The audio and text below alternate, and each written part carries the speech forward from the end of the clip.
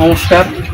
আজকে আমাদের বাড়ির আশেপাশে আপনাদেরকে ঘুরে দেখাবো যে আমাদের বাড়ির অবস্থা এখন এই বন্যার মুহূর্তে কেমন আছে। আমি এই যে গামছা পরে গেঞ্জি পরেই তার গেঞ্জি পরেই নেমে গেছি আজকে। তো আসুন, এই হচ্ছে আমাদের বাড়ির পিছনে, ঠিক বাড়ির পিছনে এত জল দূরত্ব থাকে।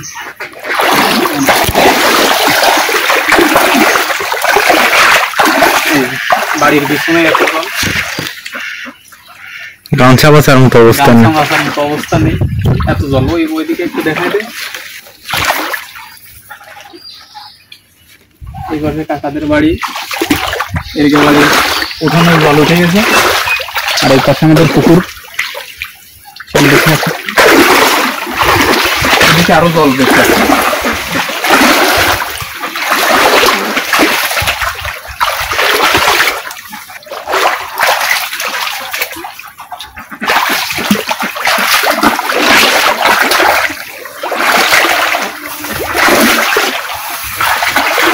ওভার ঘেরের মাছ যে নেট দিয়ে রাখছিল, নেট দিয়েও কোনো লাভ হলো না। আমাদের পুকুর,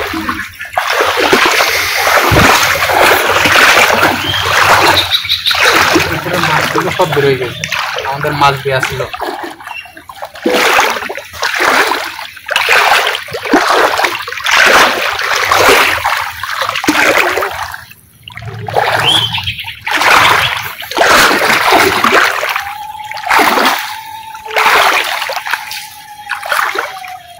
এই যে পুরো পুকুর হচ্ছে আমার এবার দেখা যায় চারিদিকে কি অবস্থা, চারিদিকে শুধু জল আর জল, আর জল তো প্রতিদিন বাড়তেছে।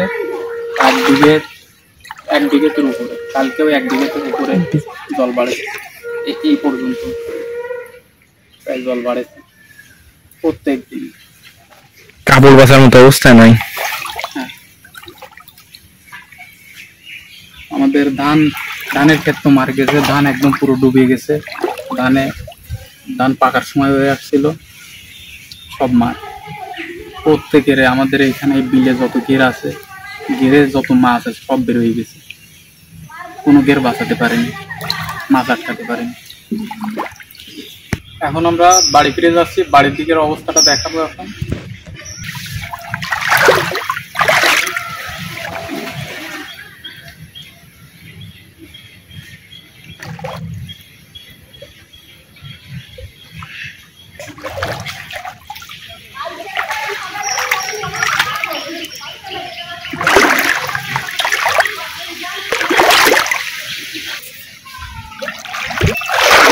আর সবচেয়ে বড় ব্যাপার হচ্ছে এই, আমাদের যে গ্রাম্য রান্নাঘরে যে রান্নাঘরের উনুনের ভিতর কিন্তু জল উঠে গেছে, সেগুলো দেখাবো। আর ভিডিও এই জন্যই কিন্তু আমরা ভিডিও করতে পারছি না, রান্নাবান্না করতে পারছি না। তো চলুন দেখাই।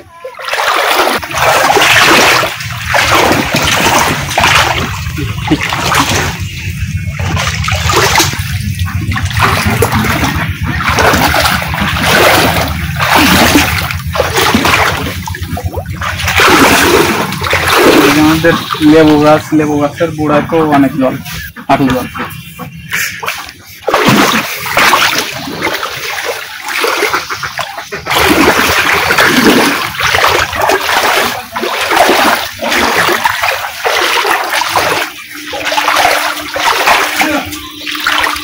আমাদের বাড়ি এ পর্যন্ত জল উঠছে।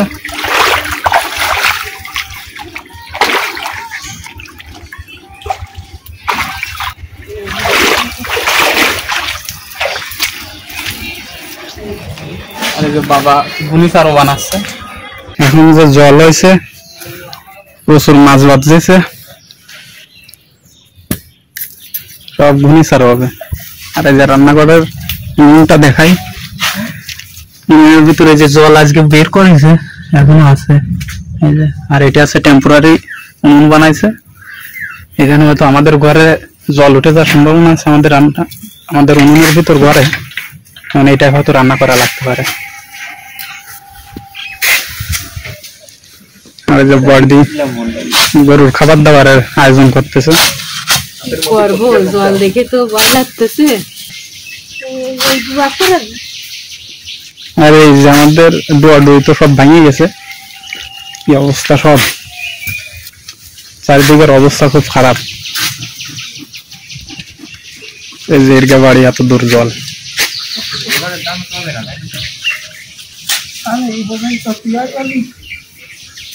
জল তো বাড়তেছে।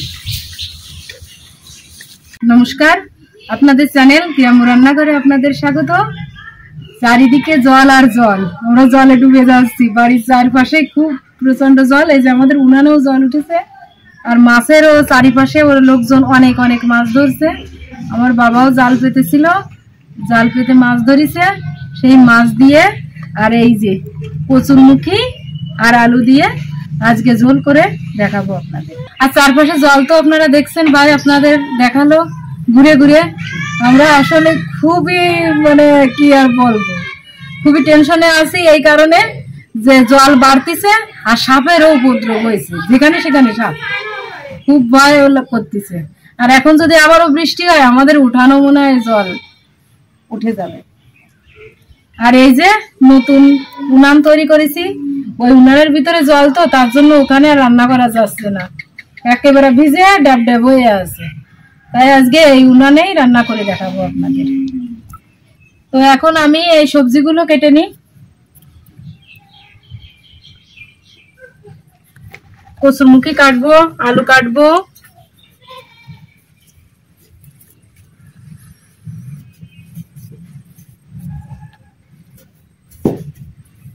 কচুরমুখী গুলো খুব বড় বড় মুখী, অনেক বড় মুখী, তার জন্য আমি এরকম কেটে নেব।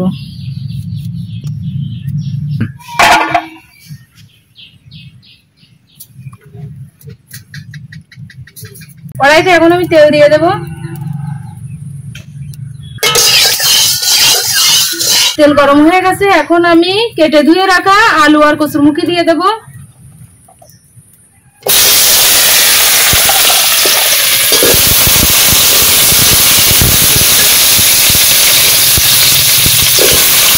দিয়ে দেবো হলুদ গুঁড়া। আলু আর কচুরমুখী আমি ভালো করে ভেজে নেব।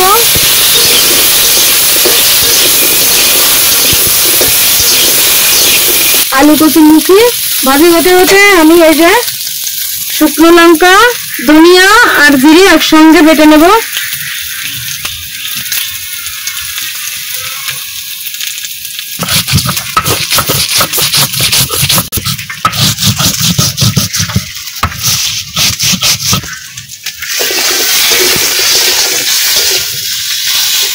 মশলা বাটা হয়ে গেছে, আর ওদিকেও কচুরমুখী আর আলু ভালো করে ভাজি করা হয়ে গেছে। এখন এই মশলা আমি এই আলু কচুরমুখীর উপর দিয়ে দেব, দিয়ে আর একটু সময় কষিয়ে নেব। আর এই যে বাবা এখন মাছ নিয়ে আসলো, বড় বড় মাছ, বড় বড় তেলাপিয়া। যে মশলাটা কেবল তৈরি করলাম সেটা দিয়ে দিলাম। এখন ভালো করে কষিয়ে নিচ্ছি আলু কচুরমুখির সঙ্গে।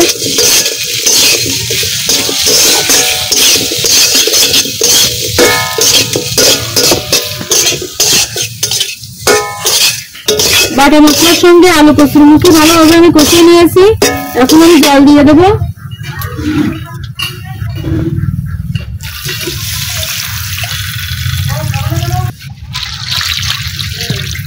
তরকারিতে জাল চলে আসছে, এখন আমি পরিমাণ মতো লবণ দিয়ে দেব।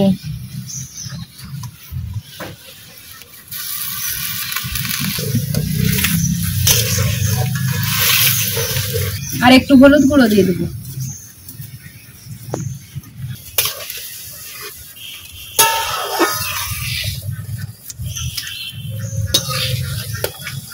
কচুরমুখী আর আলু খুব সুন্দর সিদ্ধ হয়ে গেছে। আর এই যে মাছ আমি আগে থেকে ভেজে রাখছিলাম, এখন আমি এই ভেজে রাখা মাছ দিয়ে দেব।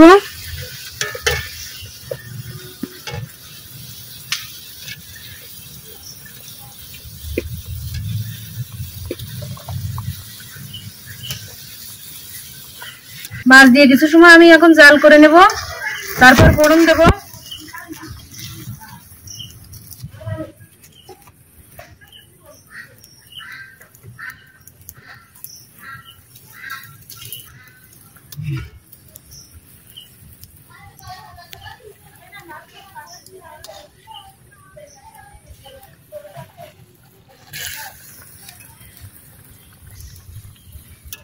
মাছ দিয়ে কচুরমুখী কিছু সময় জাল দেওয়া হয়ে গেছে, এখন আমি নামিয়ে নেব ফোড়নের জন্য।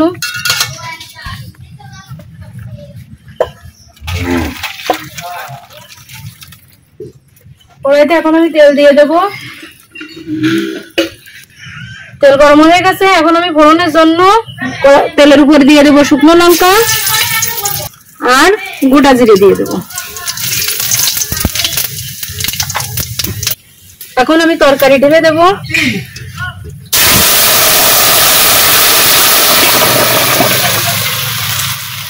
হয়ে গেল ফোড়ন তরকারিতে। আর এবার কিছু সময় জাল দিয়ে বেটে রাখা গরম মশলা দিয়ে নামিয়ে নেব। মাছ দিয়ে আলু কচুরমুখীর ঝোল রান্না করা হয়ে গেছে, এখন এই যে বেটে রাখা গরম মশলা দিয়ে নামিয়ে নেব।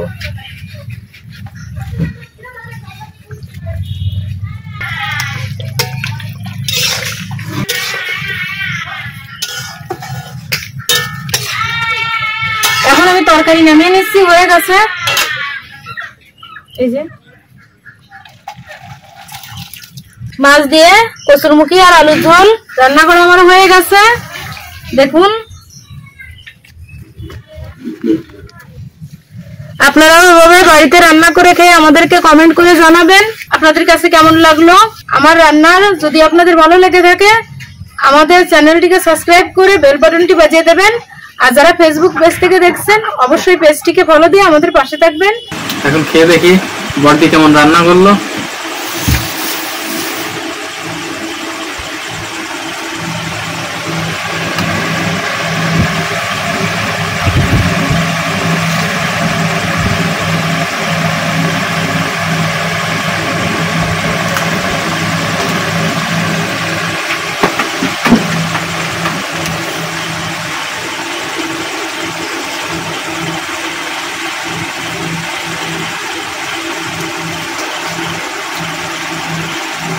শুরু করলাম খাওয়া।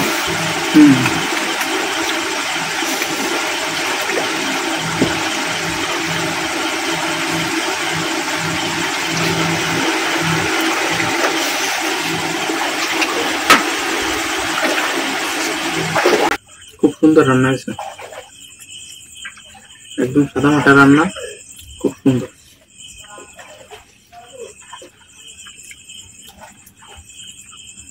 কচুরমুখী গুলো খুব ভালো, হ্যাঁ খেতেও ভালো, গলেছে সুন্দর, শাক শাকও ভালো আছে।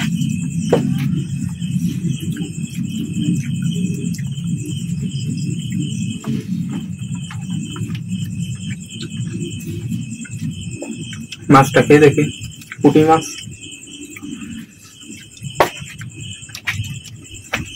দারুন।